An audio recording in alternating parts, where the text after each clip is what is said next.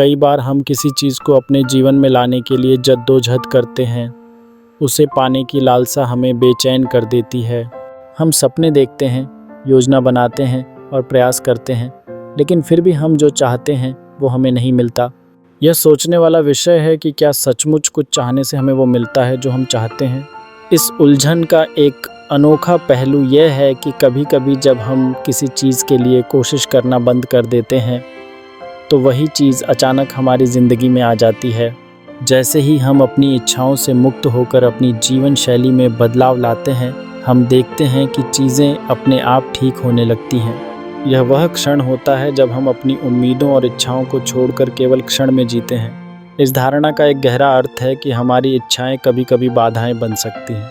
निरंतर समस्याओं पर ध्यान देना न केवल हमारे मन को भारी करता है, बल्कि हमें वर्तमान से भी काट देता है। इसके बजाय अगर हम उन चीज़ों को अपनाएं जो हमारे पास हैं, अगर हम आनंद लें छोटे छोटे पलों में, तो जीवन खुद को बेहतर बनाना शुरू कर देता है। हम अपने आसपास की चीज़ों पर ध्यान देकर, उनकी सराहना करके और शांतिपूर्ण जीवन जीकर बहुत कुछ हासिल कर सकते हैं। जब हम अपने अतीत की इच्छाओं से मुक्त होते हैं तो हम नए अवसरों का स्वागत करने के लिए तैयार होते हैं।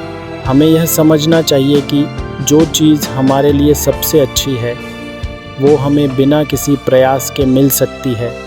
बस हमें उसे पाने की बजाय उसका आभार व्यक्त करना है। इसीलिए हमें अपने जीवन में संतोष को प्राथमिकता देनी चाहिए। जब हम अंदर से संतुष्ट होते हैं तो हमें बाहरी चीज़ों की खोज में धोखा नहीं मिलता।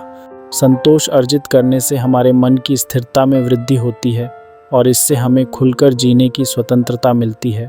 एक समृद्ध जीवन जीने के लिए हमें यह समझना होगा कि कभी कभी चीज़ों को भुला देना और अपने जीवन के अनुभवों को अपनाना ही सबसे अच्छा मार्ग होता है। जब हम चाहने से कुछ नहीं पाते हैं, तब हम वास्तव में सब कुछ प्राप्त करते हैं।